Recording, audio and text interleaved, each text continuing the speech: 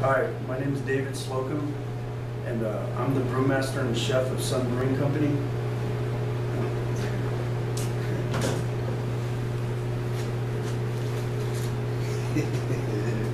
All right.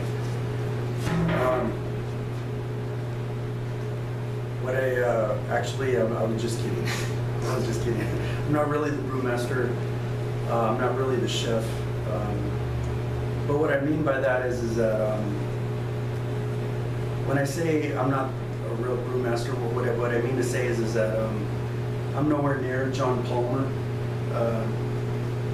I've studied John Palmer. I've read his books more than once. I've seen all his podcasts. I've seen all his videos. I've studied everything he said about the water profiles, and I'm nowhere near at his level. And I just want to make that clear. I'm no John Palmer or people at his level, but what I'm doing here is that I'm doing something that I can do and do it well. I'm doing one thing and I'm doing it very well. I've designed a few beers, craft brewed ales, and I've just studied that, and I think that I can do that really well. So when I say I'm the brewmaster, I don't mean anything other than I started this business pursuing my dreams, and I'm the only guy that makes the beer. So I make my own beer, I serve it, I cook the food and I serve it. That's what I mean by that. Speaking of like John Palmer, I would like to give a special thank you, because if it wasn't for people like John Palmer, who I admire very greatly, I wouldn't be in this position today. I honestly wouldn't be able to start my own business without people giving their knowledge freely. And I've studied everything about him, and there's others too, like I think his name's Mitch Steele from Stone Breweries. I read his book on how to brew an IPA. It turned out to be a history lesson for half the book, but it was still a good book. I also read Beaver Brewing Company's book. I think his name's Dan Witzke. He had a lot to contribute to. So I just want to say thank you to these people that give their knowledge freely, because that's why I'm able to do what I'm doing, because I gain a lot of knowledge from them. So I studied a lot about John Palmer and what he said about water counts. So I pulled the city's water report, and I looked at it. El Paso County's a hard water count, and I test the pH values and the alkalinity. Hard water is good for brewing, and I'm adjusting the pH levels and things to go with certain types of beers.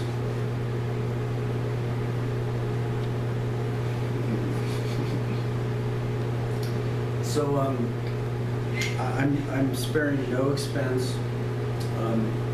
I have this small, humble place, but I'm getting the finest ingredients, and I'm treating the water, and I'm filtering the beer, and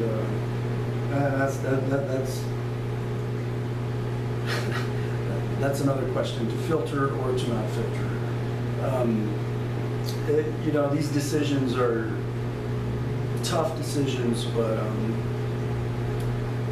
at the end of the day, you know, I'm in a service-oriented business, and I feel the need to filter the beer. So I'm using a 7-micron filter.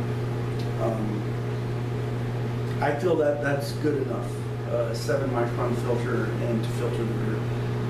I simply just made a business decision, and it's not to.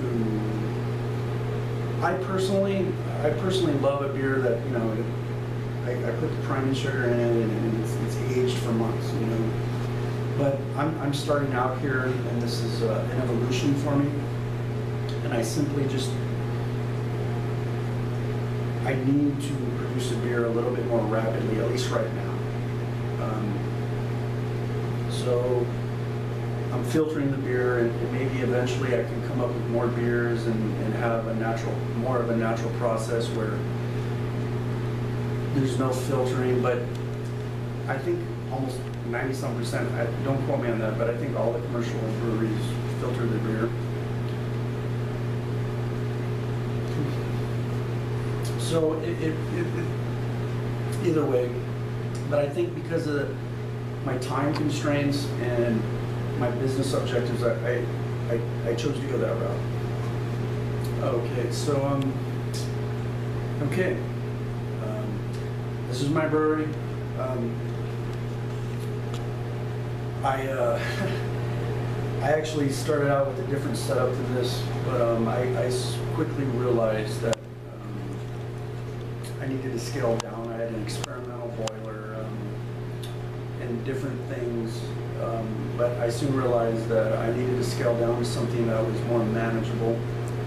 And this is what I'm doing, and I scaled down to ensure that I protect the integrity of the beer. It's something that I can do without question, produce a good beer, and then maybe I can scale up a little later. I had this is trial by fire. This is trial by fire for me, so a lot of this is, some of it's just, I gotta do it to actually see it. Okay, so this is my new setup. This is aluminum.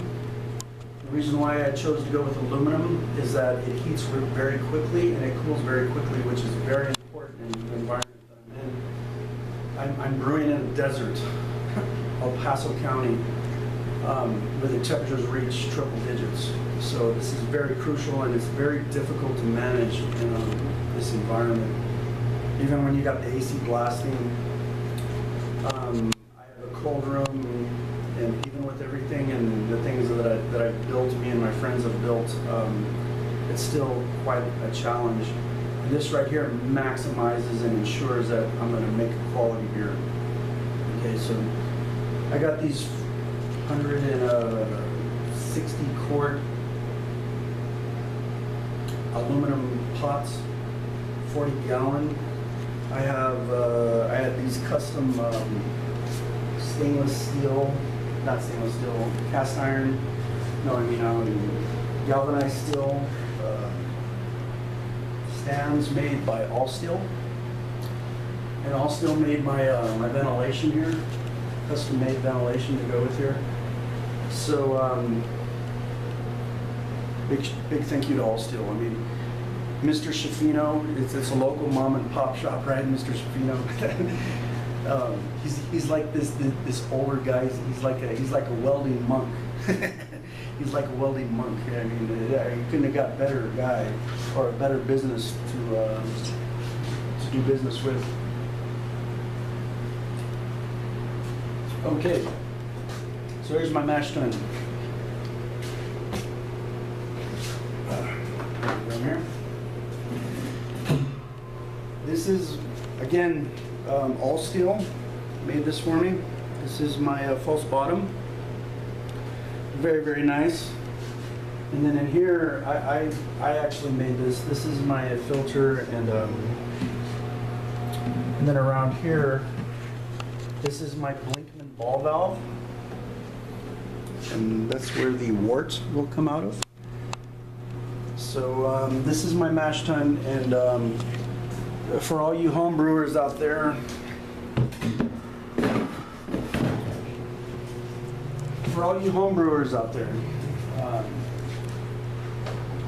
it's common knowledge that a cooler is the best that you can do to have a mash tun. It holds the temperature, and that's just a fact.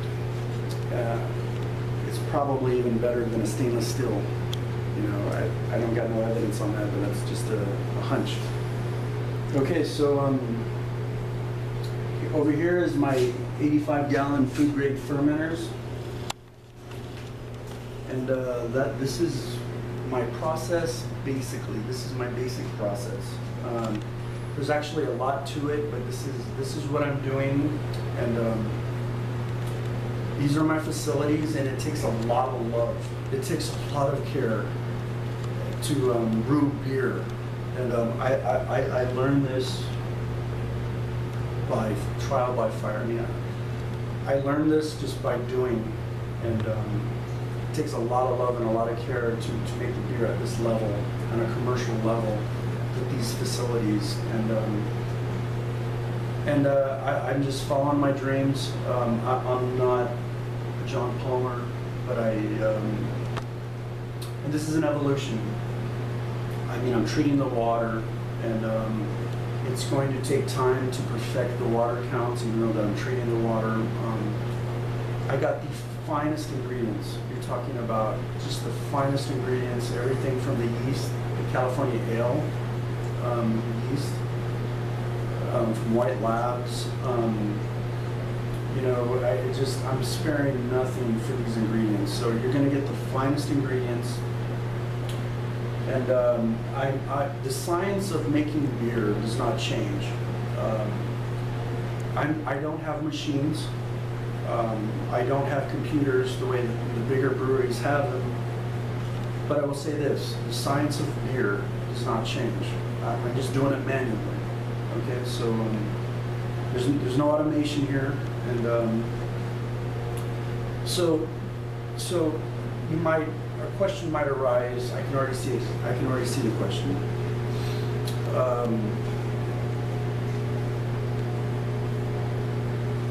I can already see the question coming up. Well, what about consistency, right? I mean, right? What about consistency? Well, I have a favorite analogy I like to give people, because I get this question a lot.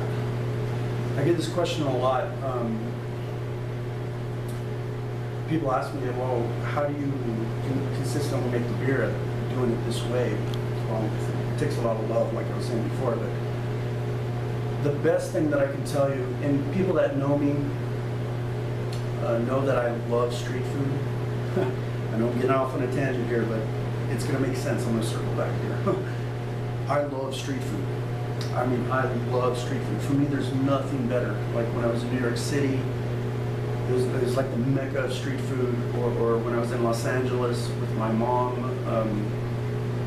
I just really enjoy street food. So one of the things that I love most about the country a little south to the United States, Mexico, I think one of the greatest things Mexico has given me personally is street food. You know, the food on the corner. Something that I enjoy so much.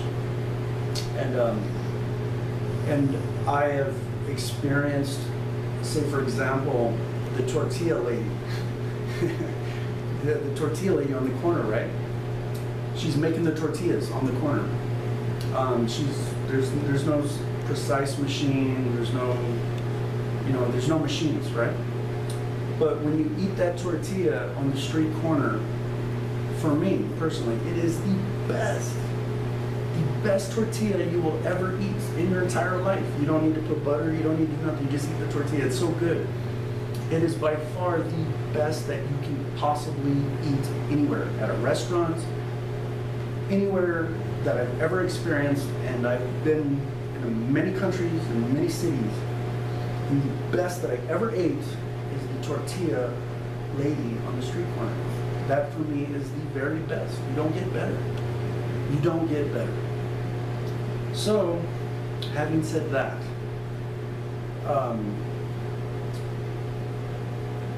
back to consistency, right? You take a look at Walmart. They have good tortillas. Yeah, they're not bad. They're not bad tortillas. Are they consistent? Oh yeah, they got a machine. It's a machine, man. Those are consistent tortillas. Are they as good as the tortilla lady that I was just talking about? In my view, no. Not even close. Not even a comparison. So, my business philosophy, what I'm trying to do is something handcrafted, something that's very good. Handcrafted, homemade, even though that is commercial. I mean, this is about as close as you get to homemade beer. You know, this is commercial made homemade beer. And So that's where I'm going with this. The machines aren't here and the computers aren't here, but I want to produce a very good beer. Is it going to be consistent as Budweiser? No, it's not. It's not. But I just wanted to make that analogy, and that's who I am. That's my philosophies. That's what I'm trying to do. Okay, so I'm starting out really small. I'm making 3 beers. 3 beers. An IPA. And I designed this IPA. It's an original IPA. I don't know if anybody's ever had this recipe before, but it works. It works. It's projected to be at 6 ABV, alcohol by volume, with 60 IBUs.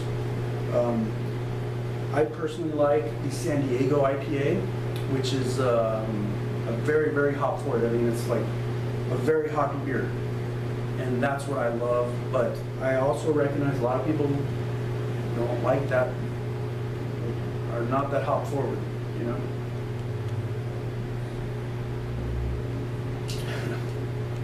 Okay. So what I did is I designed the beer at 60 IBUs, not 77 or 80 or anything like that. It's 60. So that's a little bit more than, say, the average IPA, but it's not as much as the San Diego IPA, which I really love. And this IPA here, it has a unique, it's unique. I'm using Nugget hops, which is, it's a very, very good bittering hop. I mean, no question about it. And then in the middle, I'm using something that's probably never heard of either. Is a U.S. strain Tettnang. Tettnang, it's a derivative of the German noble Tettnang hop. Okay, Tettnang is normally used with lagers, but the U.S. strain it works well with ales. So I'm using that, and then at last I'm using a Tenem, and that's a very, very, very nice aroma, flavor hop. Okay, so that's my IPA. My second beer is a fruit beer called Miados de Alien. A lot of people like that name. It's a very nice name for a beer. When I designed this beer, I tried to make the beer regional. You know, it's a regional flavor. Anybody that's been in southern New Mexico and its borderland region, New Mexican chilies are very dominant. You can see them everywhere. In El Paso, Las Cruces. So what I come up with was an apricot chili combination for an ale. And this apricot, it's well known that apricots ferment well with beer, and the chili is just enough to warm the apricot, and the apricots aren't going to overpower the beer, but it's gonna be an apricot beer. So that to me is a borderland flavor. You see it a lot in southern New Mexico, and you even see an apricot chili jam. You know, stuff you spread on, some bread or something. So my third and final beer is a chocolate malted beer with cinnamon and star anise. Just a little bit of hint of star anise to give it maybe a little red tint and some cinnamon. Those are my beers, and just to touch up really quick on the food, me being the chef, I'm going to offer something that I can offer very quickly, and something that I think that I can handle, something that's very, very good. They have a place called the Sausage Shop. It's an El Paso establishment. It's been around for decades. They make homemade sausages. So I'm gonna have a homemade hot dog. I'm gonna offer the Coney. I grew up with the Coney Island. I love the Coney Island, so I'm gonna offer the Coney Island. And the beer brat, a homemade bratwurst from the Sausage Shop here in El Paso. I'm gonna make a beer brat, made my own beer, throw it on the grill with onions, and grill the bratwurst. There's just nothing better than a beer brat and a handcrafted beer. I mean, there is nothing better. I mean, for me, there is nothing better. I mean, a homemade beer brewed and handcrafted beer. I mean, that's the ultimate, for me, that's the ultimate. So a beer brewed